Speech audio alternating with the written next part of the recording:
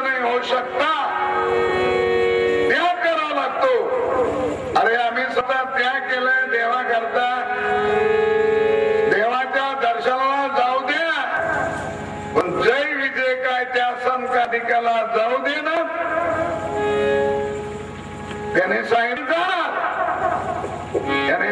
जा कसे ते, हातामध्ये दंडे होता महाराज, त्या दंडेने त्याने त्या आणि संकाधिकाला मारलं. संकाधिकाला राग आला, देवाजवळ असून तुम्हाला देव कळाला नाही, 3 जन्म तुमचे राक्षसाचे होतील. दिला शाप. पहिला जन्म हिरण्याक्ष आणि हिरण्यकशिपू, दुसरा जन्म रावण आणि कुंभकर्ण, तिसरा जन्म शिशुपाल आणि वक्रदंत.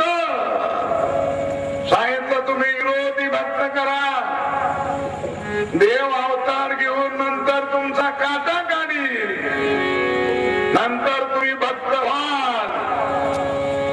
असं महाराजांनी त्या संकाधिकाने जय विजयाला सांगितलं.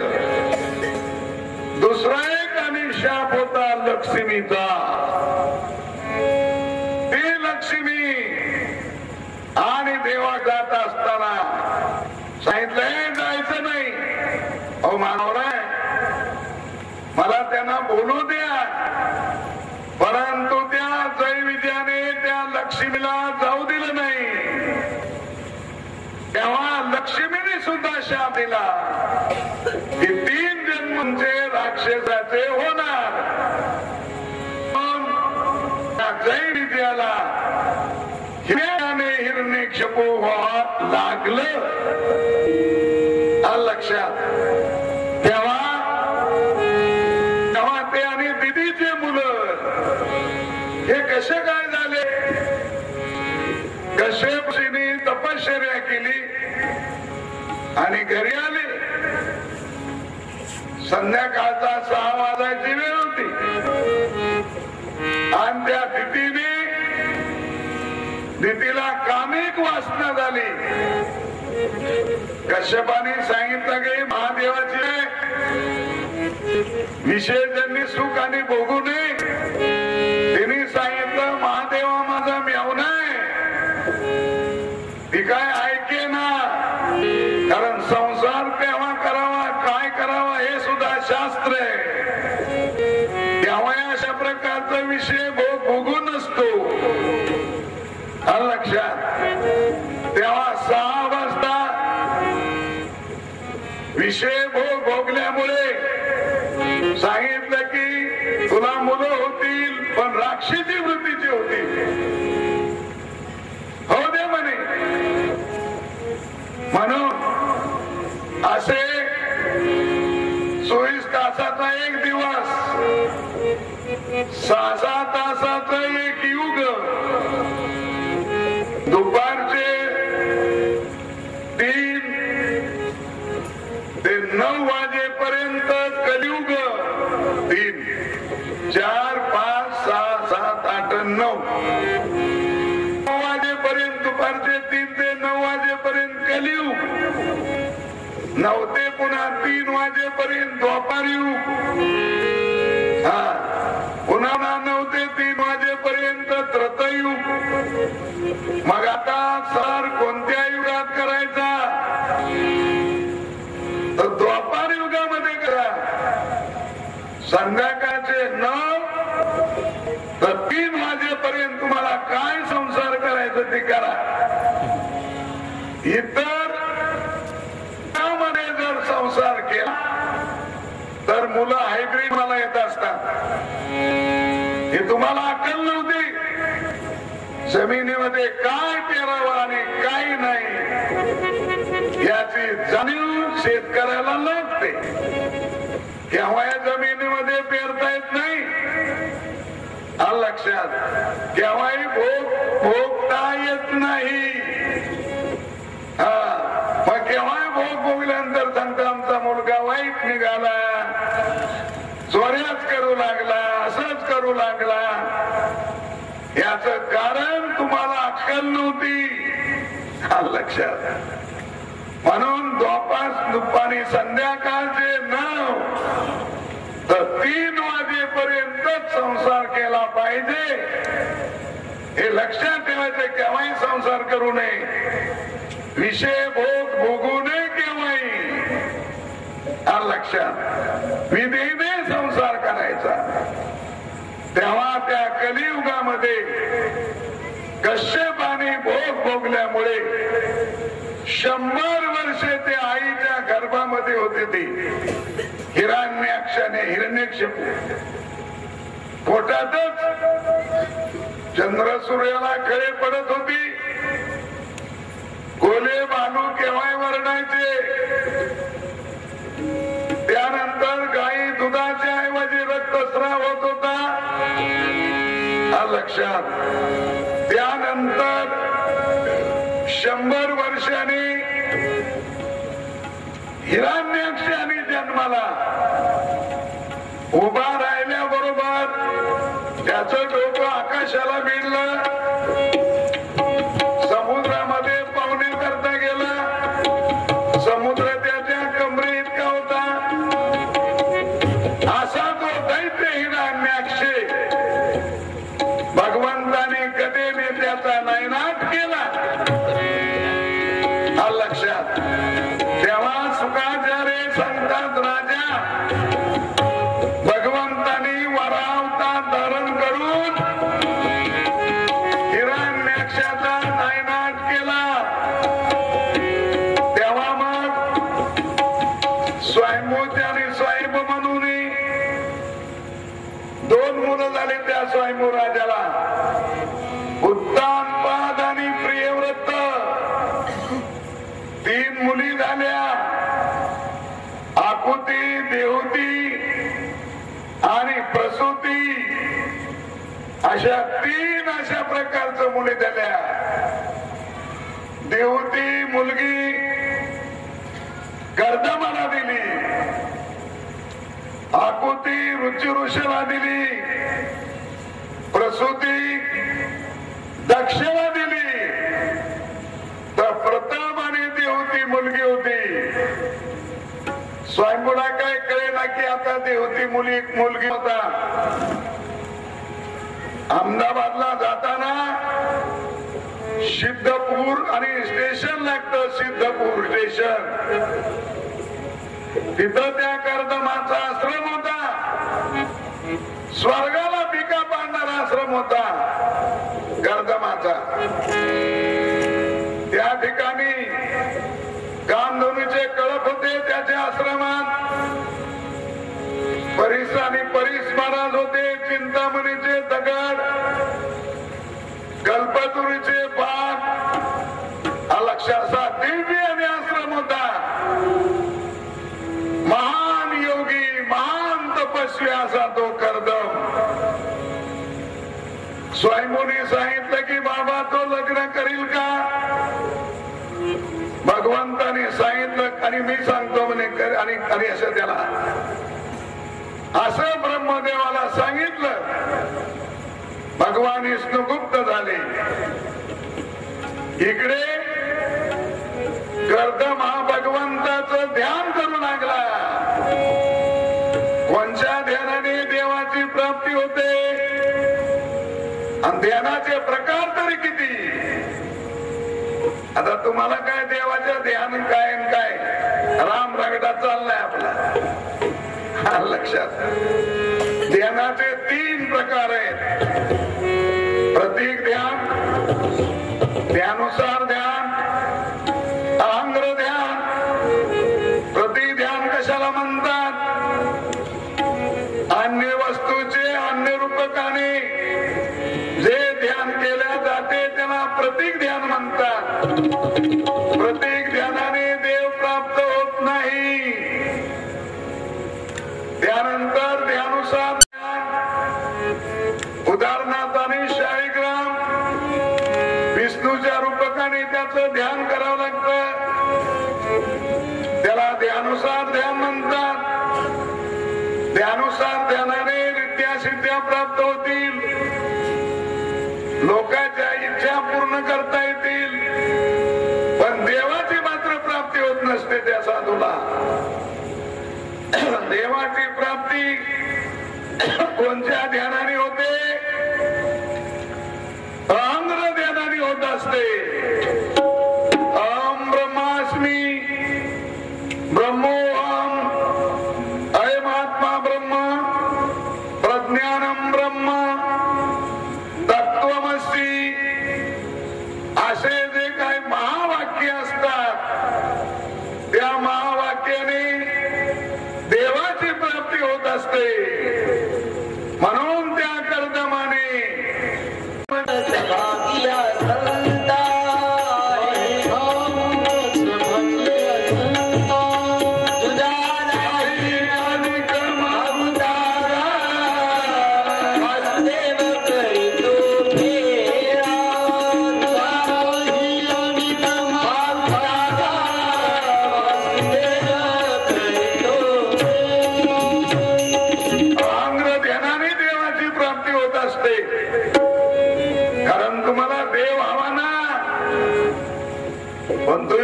तुमचा देव तुम्हाला लागला. साधू संत सांगतात अरे देव घ्या, पण तुम्ही म्हणता देव घेतला असता, पण देवाला ठेवण्याकरता जागा आमच्या जवळ नाही. लक्षात तुरी भरले घरात, ज्वारी भरली, कुठं तुमच्या देवाला ठेवायचं? अरे अहमदाबादी बोरे स्वस्त लावली, घ्या. देव घ्या कोणी, देव घ्या कोणी, देव घ्या कोणी, देव घ्या कोणी,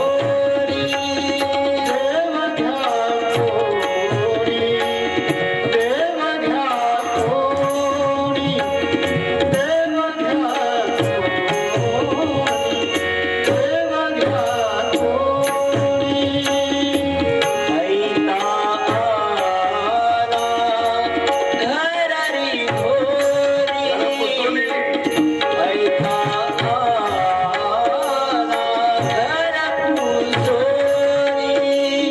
देव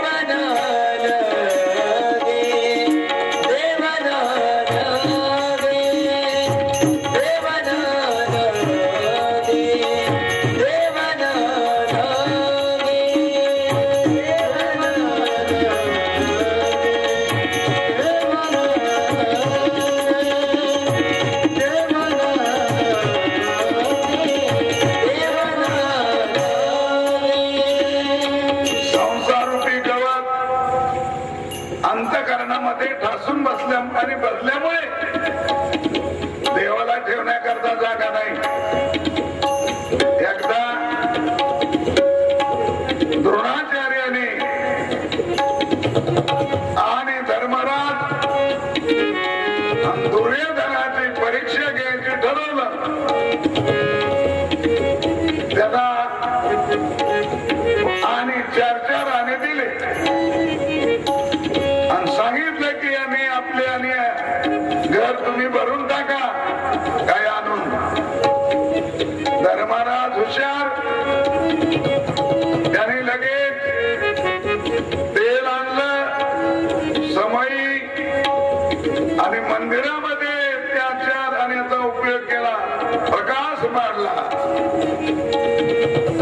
तितक्या त्या दुर्योधनाने 4 आण्याचं गवत आणलं आणि आपल्या घरामध्ये ठासून महाराजांनी भरलं. मग अशा प्रकारचं ठासून भरल्यानंतर आता देवाला कुठे ठेवायचं? धर्मराजाकडे देव गेले, दुर्योधनाकडे गेले नाही. शुद्ध आणि अंतःकरण त्या धर्मराजाचं होतं. तसं देव ठेवण्याकरता अंतःकरण शुद्ध पाहिजे. ज्या अंतःकरणामध्ये कोणत्या प्रकारचा दोष नसला पाहिजे. तुम्हाला पाप करावं असं वाटतं का? देव कसा राहील तुमच्या अंतःकरणात? अंतःकरणामधून पाप वजा केलं पाहिजे.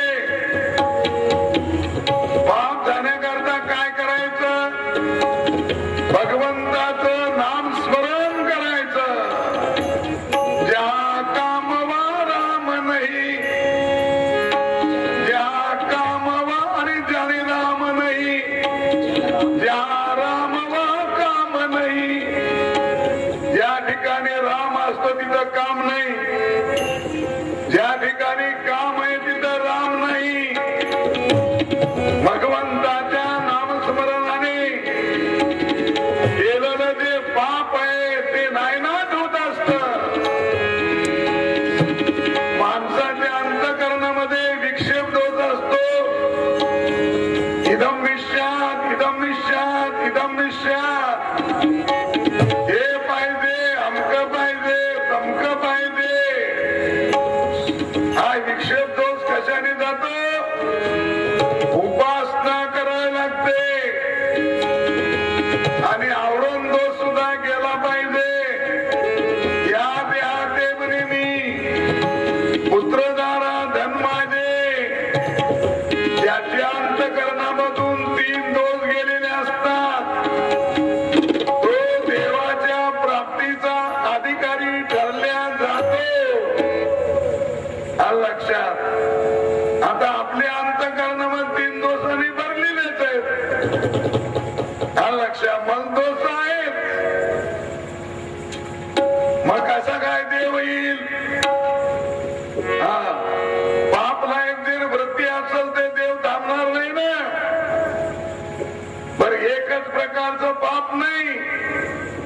शरीराकडून पाप होत, वाचेनी पाप होत, मनाकडून सुद्धा पाप होत.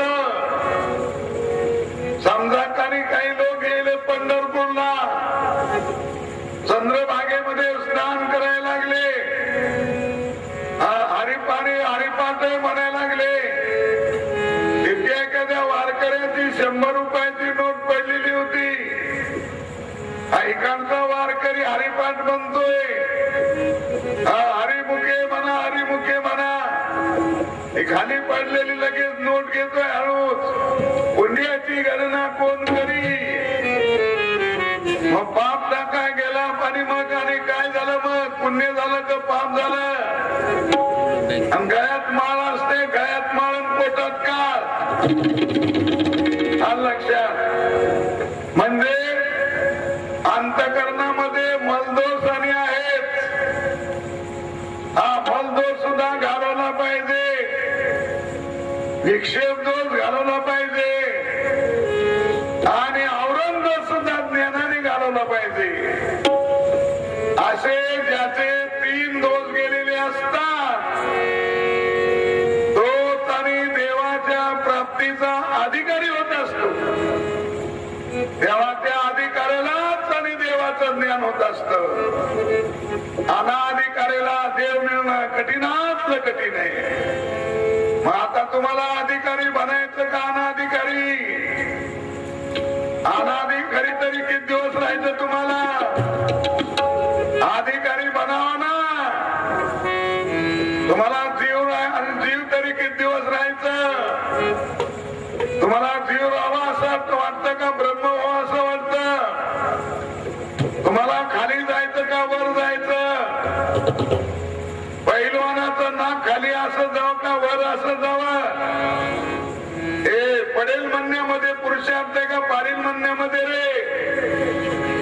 अरे मुलांनी पास हो का नापास होण्यामध्ये पुरुषार्थ आहे का पास होण्यामध्ये? लक्षात. पास होण्यामध्ये पुरुषार्थ आहे. तसं तुम्हाला वर जायचं का खाली जायचं? अरे खाली म्हणजे काय नरकाला जायचं का? वर जायचं ना. वर जाण्याचा प्रयत्न केला पाहिजे ना. तसं मनुष्य जन्माला येऊन अशी पावर आणि आपल्या जवळ आहे. अधिकारी बनावा म्हणजे त्याला ज्ञान होत असत. एक वैराग्य, समाधी शतक आणि मुमुक्षत्व हे माणसाच्या ठिकाणी पाहिजे. आता विवेक कशाला म्हणायचं? आत्मा काय, अनात्मा काय? लक्षात. ज्ञान कशाला म्हणतात? अज्ञान कशाला म्हणतात? पुण्य कशाला म्हणतात?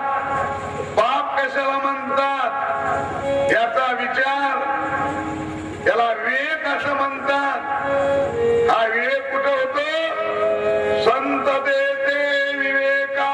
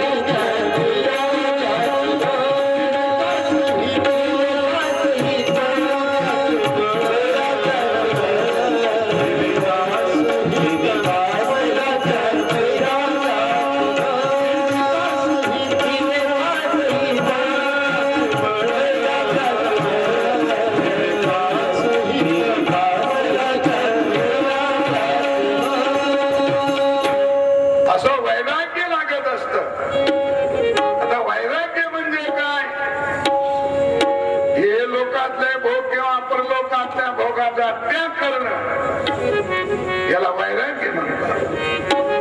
ज्ञानेश्वर महाराजांची ओळी पहा, वमनीयांना लाल घोटी जेवी रचना अन्न सुये आलिंगना प्रेताची वांती झालेलं अन्न खावा असं वाटतं का? मेलेल्या माणसाला आलिंगन द्यावं असं वाटतं का? याला वैराग्य असं म्हणतात. तुम्हाला वैराग्य होतं टेम्पररी, लक्षात, टेम्पररी वैराग्य अशा प्रकार होत. एक असा शिक्षक रिटायर झालेला, 2-4 मुलं, पण त्या मुलं काय ऐकत नसत त्याचे. तेव्हा बायकोला म्हणूला का ग हे कार्टे माझं ऐकत नाही, मी आता पंढरपूरला जातो, आळंदीला जातो म्हणे. कुठे माझी ज्ञानेश्वरी, कुठे ती गंगाची पिशवी, ती व्यासपीठ कुठे, सतरंजी शाल दे, कुठे पिशवी ती, पेन्शन आहे तिकडेच बोलवील. हा, ती आई म्हणते अरे बरा हो, अहो तुमच्या अरे वडिलाचा ऐका रे, आणि ते पंढरपूरला गेले तर पोटाला काय बिबे घालाल का तुम्ही? त्यांची पेन्शन आहे तिकडे जाईल ना. ते पोरं म्हणतात बाबा ऐकतो आम्ही, तुम्ही जाऊ नका हो, ऐकतो. नाही नाही नाही नाही नाही, आता मी काळ पांढर करतो, राहतच नाही म्हणे आता गावात. बायको म्हणते अहो मुलगा मांडीवर हागला म्हणता मांडी कापून टाकायची का? अगदी तरी कुठे चाललो ना, आलाच ना आमच्या घरी. अरे उंबरट्यापर्यंत सुद्धा वैराग्य तुमचं टिकत नाही, याला काय वैराग्य म्हणतात का? कडकडीत आणि वैराग्य पाहिजे. अवधूत बोले वेदूशी, प्रत्यक्ष वेद वायता वेशीशी, ते निराशोती मानसी निसुकाशी पावली. अरे वैराग्याने सुद्धा देव मिळतो. तुकाराम महाराजांच्या ठिकाणी कडकडीत वैराग्य, वैराग्याने तुकाराम महाराजांनी देव प्राप्त केला. अलगे की केली आतो बळी, छाया बळी पावले. लक्षात, तदपदम तात परिमार्गतव्यम यस्मिन् यस्मिन् गता नवर्तिन्ते भूयः तमेव चाकं पुरुषं प्रपदे. यत प्रवर्ती पुरुषता पुराणी. अशा पदाला अशा प्रकारचं तुकाराम महाराज वैराग्याने देव प्राप्त केला. दोन दृष्टीने होणार वैराग्य, दोन दृष्टीने. जस उज्जैनला आणि अशा प्रकारचं आणि विक्रमाचं राज्य होत. विक्रमादित्य त्याचा बाहू आणि अशा प्रकारचं काय नाव त्याच्या भावाचं लक्षात. बरं ठीक आहे. तेव्हा आणि त्याच्या बायकोचं नाव पिंगला होतं. पिंगला भरतारी. पिंगलेच्या नवऱ्याचं नाव भरतारी. पिंगला फार सुंदर आणि त्या भरतारीला तिचं वेडच लागलं होतं.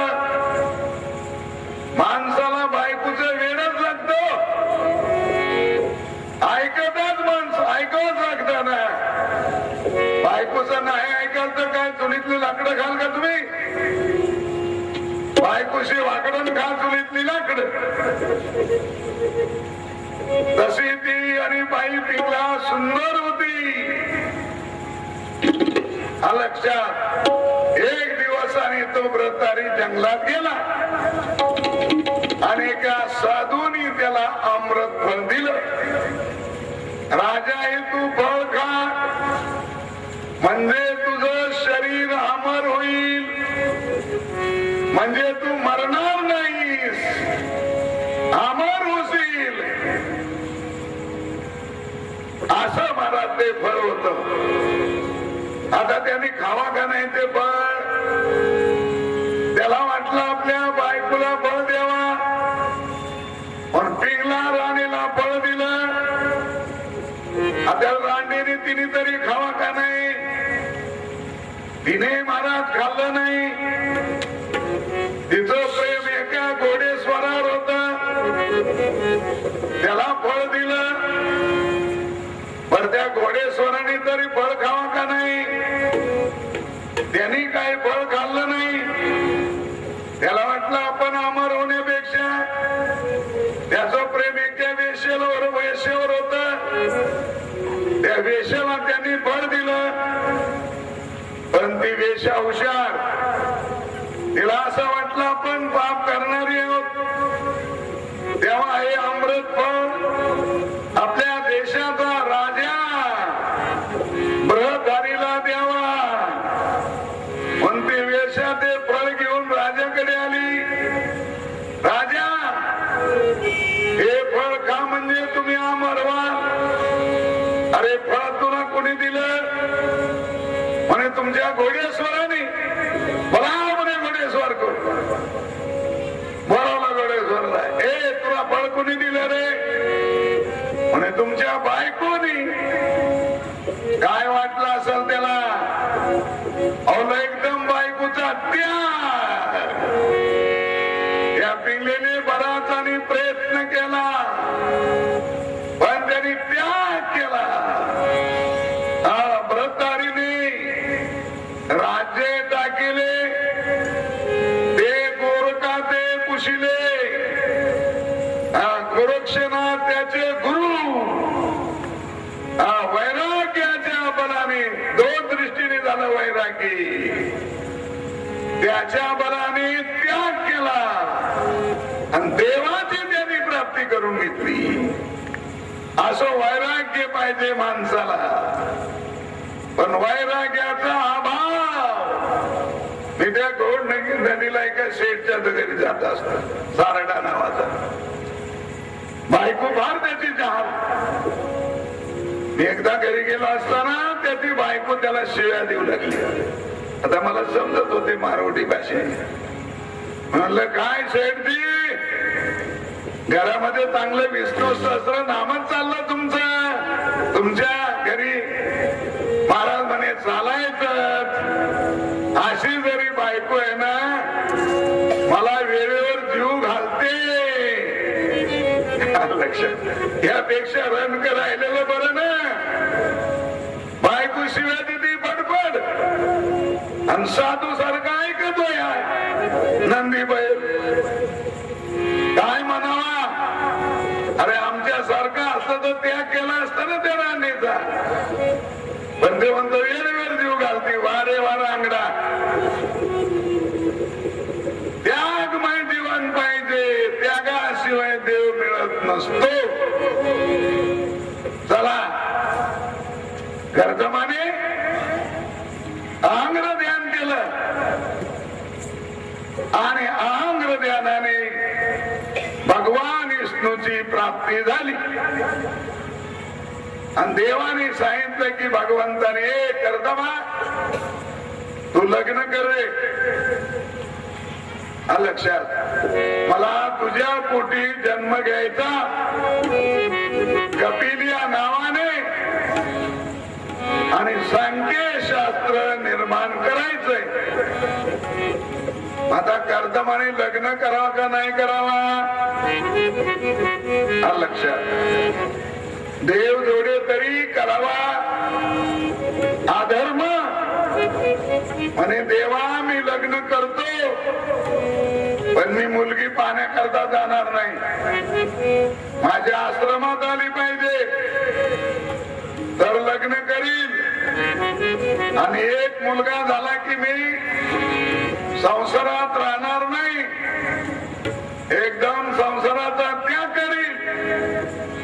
भगवान म्हणले काय हरकत नाही, आजपासून 8व्या दिवशी आणि तुझ्या आश्रमात आणि तो राजा मुलीला घेऊनच येईल असं देवाने त्या कर्दमाला सांगितलं. आणि भगवान परमात्मा गुप्त झाला. त्यानंतर घटित घटना पट्यश्री माया. 8 दिवसांनी स्वयंभू राजा आपल्या मुलीला घेऊन कर्दमाच्या आश्रमात आला आणि त्या कर्दमाचं दर्शन घेतलंय. कर्दमा, माझी इच्छा आहे माझी मुलगी तुम्हाला देण्याची. कर्दमाला कळलं की देवाने सांगितली ब्याद आलीच. बरे बाबा करतो, पण माझं एक हात आहे. त्या मुलीला विचारा, तिला म्हणावं मी तुझ्याशी लग्न करतो, पण एक मुलगा झाल्यानंतर संसारात राहणार नाही, मी संन्यास घेईल. स्वयंभूने आपल्या मुलीला विचारलं, हे देवती असं असं त्या जावयाचं मत आहे, तुझं काय मत? म्हणे बाबा एक काय 1000 काय हरकत नाही हो संन्यासी. जस आणि ब्राह्मणाची मुलगी आणि क्षत्रियाचा मुलगा, लव्ह मॅरेज ठरलं त्यांचं. क्षत्रियाचा मुलगा म्हणतोय मी शेतकऱ्याचा मुलगा आहे बरं, तुला शेतात काम करावं लागेल, स्वयंपाक करावा लागेल, लक्षात जनावरांचं शेण काढावं लागेल, माझ्या आई वडिलांची सेवा करावं लागेल. त्या पुरीने सांगितलं होय तुमची अटी मला मान्य आहे, पण माझी सुद्धा एक अट आहे. म्हणे तुझी कोणची अट आहे? म्हणे मी गळ्यामध्ये मंगळसूत्र घालणार नाही आणि कपाळाला कुंकू लावणार नाही. जमल का? अशा काही अटी असतात. या अटीवर कर्दमाचं आणि देवतीचं लग्न झालं. जगात पहिलं लग्न. याला कोणता विवाह म्हणतात? ब्राह्मी विवाह असं म्हणायचं. ब्राह्मी विवाह. लग्नाचे असे 8 प्रकार आहेत. ब्राह्मी विवाह, प्रजापती विवाह, प्रतिलोमी विवाह, गांधर्व विवाह, राक्षसी विवाह, आसुरी विवाह. लक्षात. आता हे आणि कलियुगात वेगळेच आणि लग्न असतात. त्याला मोहतर असं म्हणतात. मोहतर. लक्षात. हे 8वं. पण असे आपलं 9 8 प्रकार लग्नाचे आहेत. अशा पद्धतीने लग्न केलं पाहिजे. त्या लग्नाला किंमत नाही तर मग काय उपयोग? जोडगा जोडगीच्या पोटी अनफळे आभक्त करांती. म्हणजे मुलं बरोबर निघत नसतात. शुद्ध विजा पोटी अनफळे रसाळ गोमटी. लक्षात. सांगायचं तात्पर्य विठ्ठल पंताचं असं झालं ना. गोविंद पंताचा मुलगा विठ्ठल पंत आळंदीला गेले. 12 वर्ष तीर्थाटन करत होते. कुलकर्णी घराण्यातले पैठणच्या जवळ आंबेगावचे राहणारे आणि आळंदीला आणि अशा प्रकार झाले. सिद्धोपंतांनी त्यांना जेवण वगैरे दिलं. सिद्धोपंतांना एक मुलगी होती, तिचं नाव रुक्मिणी. रात्रीच्या समयाला सिद्धोपंताला स्वप्न पडलं की बाबा तुझी जी मुलगी आहे ती विठ्ठल पंताला दे. विठ्ठल पंतालाही स्वप्न पडलं की बाबा सिद्धो पंथाची मुलगी कर. देवच स्वप्नामध्ये आले आणि आम्हाला तुमच्या पोटी अवतीर्ण व्हायचंय. भगवान महादेवाच्या अंशाने निवृत्ती ज्ञानेश भगवान विष्णू, निवृत्ती भगवान हरा, ब्रह्मा सोपानो भगवान, मुक्तया ब्रह्मचित कला. मग त्यांनी लग्न करावं का नाही करावा? केलं लग्न. काय 12 वर्षे संसार केला पण मुलबाळ झालं नाही. बायकोला म्हणायचं मी संन्यास घेईल, बरं मी संन्यास घेईल. रुक्मिणी सांगितलं घ्या म्हणे तुम्हाला घ्यायचं. थेट महाराजांनी काशीला जाऊन संन्यास घेतला. 12 वर्ष तिकडे राहिले. नंतर ती रुक्मिणी त्या पिंपळाला 1.25 लक्ष प्रदक्षिणा करायची 12 वर्षे. त्यानंतर त्यांचे गुरु काशीहून रामेश्वरला अशा प्रकारचं निघाले आणि आळंदीला मुक्काम केला. त्यांच्या गुरुचं काय नाव? अरे विठ्ठल पंताच्या गुरुचं काय नाव? रामानंदजी. संन्यासी होते ते, किंवा नरसिंहाजी किंवा श्रीपाद, असे 2-3 नाव आहेत त्यांना. आणि ते आळंदीला आले अकस्मात. त्या रुक्मिणीने त्यांचं दर्शन घेतलं. अष्टपुत्र सौभाग्यवती भव. ओ महाराज, कोणत्या जन्माचा आशीर्वाद देता? माझा नवरा 12 वर्ष झाले गेलेला आहे, तो आला नाही, तुम्ही आशीर्वाद कसा देता? देतात त्यांना काल आणि त्यांना त्या आई वडिलांना त्या मुलीला घेऊन काशीला आले. हे महाराज त्यांच्या आश्रमामध्ये होते. सांगितलं माझं लग्न झालं नाही, मला संन्यास द्या. मग आणि ओळख झाली. पुन्हा त्याने ग्रस्ताश्रम स्वीकारला. 4 आणि अपत्य झाले. मग महादेवाच्या अंशाने निवृत्तीनाथ, ब्रह्मदेवाच्या अंशाने सोपान काका, भगवान विष्णूच्या अंशाने ज्ञानेश्वर आणि अघटित घटना पट्यश्री माया. आणि माया म्हणजे मुक्ताबाई. तद्वत नंतर आणि अशा प्रकारचं त्या कर्दमाने त्या देवतीशी लग्न केलं. मग त्या आश्रमामध्ये मग पुष्पक विमानामध्ये बसायचं नवरा बायकोले. आकाशामध्ये भरारी मारायचे. इकडं जा तिकडं जा. तपश्चर्याच्या बलाने हजारो दासी त्यांनी निर्माण केल्या.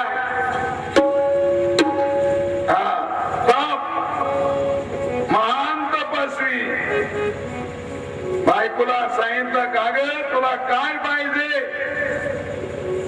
आता संसारामध्ये कशाची गरज असते? मुलबाळाची गरज. म्हणे मला अपत्य पाहिजे. हा लक्षात. काय हरकत नाही म्हणे. हा लक्षात. मग लगेच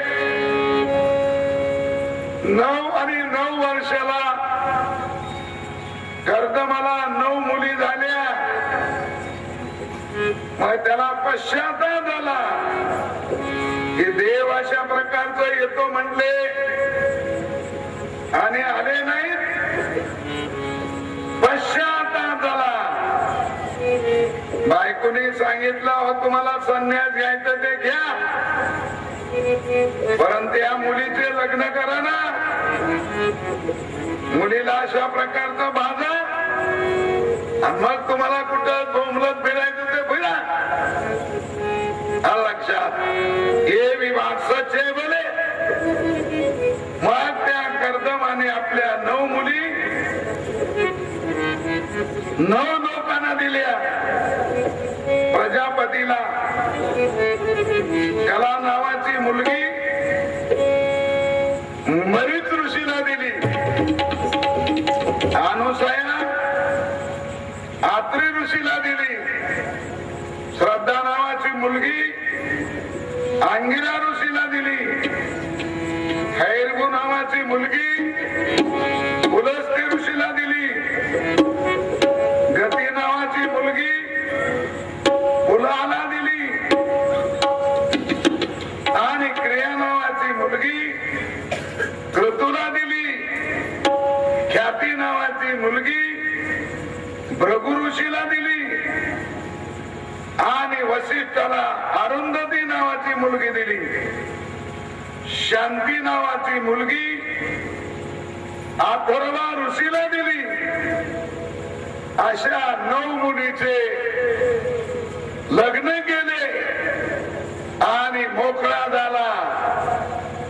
पण पश्चाताप झाला की देव आपल्या घरी येतो म्हणले आणि आले नाही. मग असं जेव्हा त्याला पश्चाताप झाला, कालांतराने लगेच देवती माता गरोदर राहिल्या. आणि नंतर दुपारचे 12 वाजता झाला मुलगा त्यांना 9 महिन्याने दिवसांनी. मग कर्दमाने लगेच मुलाचं दर्शन घेतलं. विद्याने तैसा वंदवा कुमार जयाचे अंतरी देवसे. मुलाचं दर्शन घेतलं. सांगितलं तर आम्ही संन्यास घेतो. देवतेने सांगितलं हो तुम्ही संन्यास घेता खरं, पण मला ज्ञान कोण सांगेल?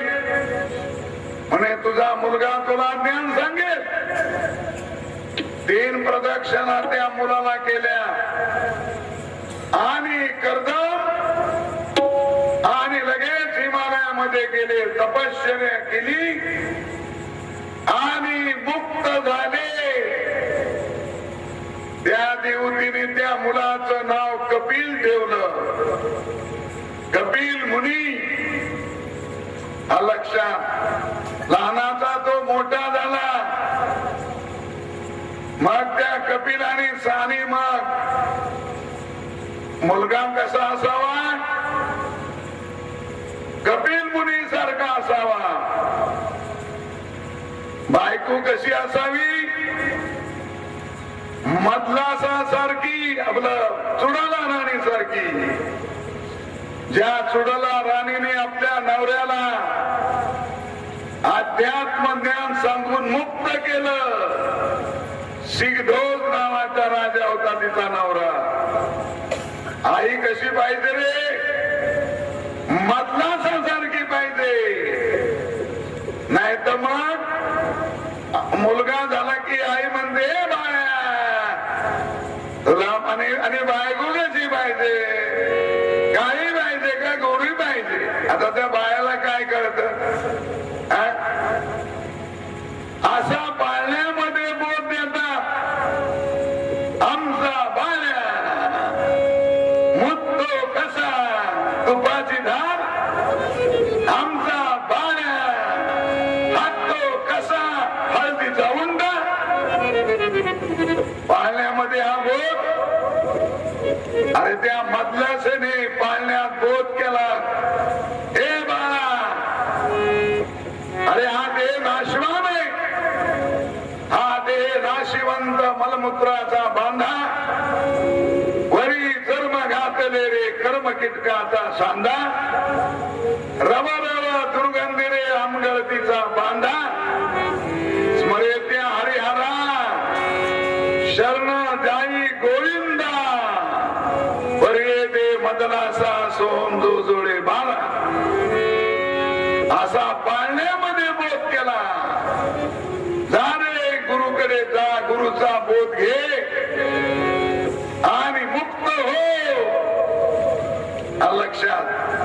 म्हणजे आई मधमाशासारखी पाहिजे, बायको सुडला राणी सारखी पाहिजे, आणि मुलगा कसा पाहिजे, हा अर्जुनासारखा सूर पाहिजे, प्रल्हादासारखा भक्त पाहिजे, कर्णासारखा उदार पाहिजे. नाही तर त्या गांधारीला 100 मुलं होती, एक तरी मुलगा होता का माझा? उगाच एखाद्याला विचारलं का हो सावकार तुम्हाला मुलं किती आहेत? आणि अर्धा डझन. अर्धा डझन? वा वा वा वा वा. पहिला मुलगा काय करतो? अरे पहिल्या मुलाचा फारच ताट आहे. कसा काय? अहो बाजारला जातो, म्हणजे लोक बाजारला येतात, गोट असतो, पुन्हा सदरा, सदऱ्यामध्ये बनेल, बनेलमध्ये आणि खिसान त्याला पाकिट. कसा कातरून घेतो याचा तपासच लागत नाही. असा तर आमचा पहिला मुलगा आहे.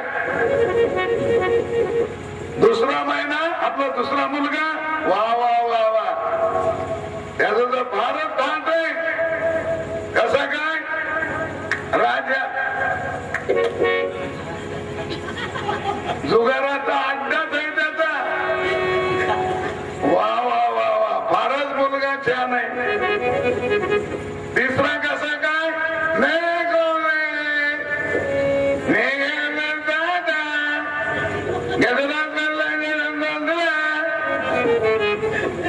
दारूबाज आहे म्हणलं, वा वा वा. चौथा कसं काय? त्यांनी तर खटकाच दुकान लावलंय. पाचवा कसा आहे? तिथे बोलूच नका. लक्षात, हा बोलूच नका म्हणे. पाचवा चोऱ्या करायचं काम करतोय. सहावा तो लहानच आहे.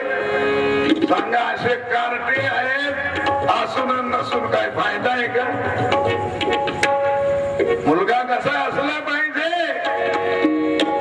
अरे गीता भागवताचं श्रवण करणारे पाहिजे.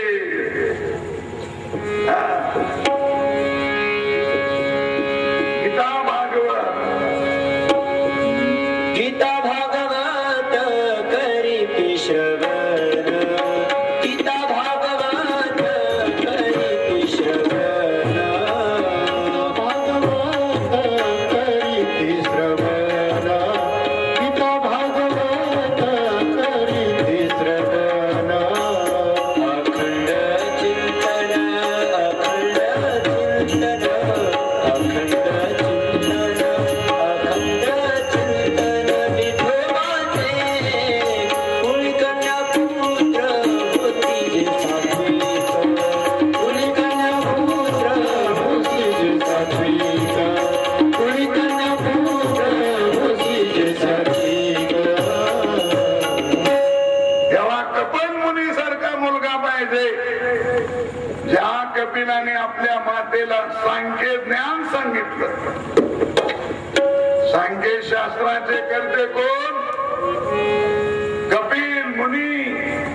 लक्षात. योग शास्त्राचे करते कोण? पतंजली. न्यायशास्त्राचे करते कोण? गौतम. वैश्विक शास्त्राचे करते कोण? गणात. पूर्व मीमांसकाचे शास्त्र आणि करते कोण? जैमिनी. उत्तर मीमांसाचे करते कोण? शंकराचार्य किंवा व्यास. असे 6 शास्त्र आहेत. 6 शास्त्राचे 6 करते. तर कपिलाने सांख्य शास्त्र आपल्या मातेला सांगितलेलं आहे. सांख्य शास्त्राचं मत काय? ज्ञानाने मोक्ष मिळतो. मोक्ष देईल ज्ञान. हे किर नाही आन. ज्ञानाने मोक्ष मिळतो. सांख्याचं मत आहे. सांख्याने 24 तत्वाचा देव मानला. ज्ञानेश्वराने हरिपाठामध्ये 7, 5, 3 25 तत्वाचा भगवान सांगितला. भगवान श्रीकृष्णाने अर्जुनाला 13व्या अध्यायामध्ये 36 तत्व सांगितले. नाथाने आपल्या हरिपाठामध्ये 36 तत्वाचा मूळ हरी म्हटलेला आहे. कपिलाने 24 तत्व अशा प्रकारचं मानले. असे सांख्य शास्त्र एकंदर 9 प्रकारची भक्ती. श्रवणम, कीर्तनम, विष्णू स्मरणम, पाद सेवनम, अर्चनम, वंदनम, दास्यम, सखे महात्मनिवेदनम. एक या भक्तीमध्ये 9 प्रकार आणि केले. तसं 9 81 प्रकारची भक्ती कपिलाने आपल्या मातेला अशा प्रकारचं सांगितलेली आहे. तेव्हा काय काय कपिलाने आपल्या मातेला ज्ञान दिलं, काय काय नाही, त्या विचाराचं प्रतिपादन आणि आपण उद्याला अशा प्रकारचं 9 वाजता करू. कारण आता 11:30 वाजलेले आहेत लक्षात. तेव्हा मी माझ्या बोलण्याला येतेच आणि पूर्ण विराम देतो. करा भजन जरा. हरे राम राम राम सीताराम राम राम. हरे राम राम राम सीताराम राम राम. राम राम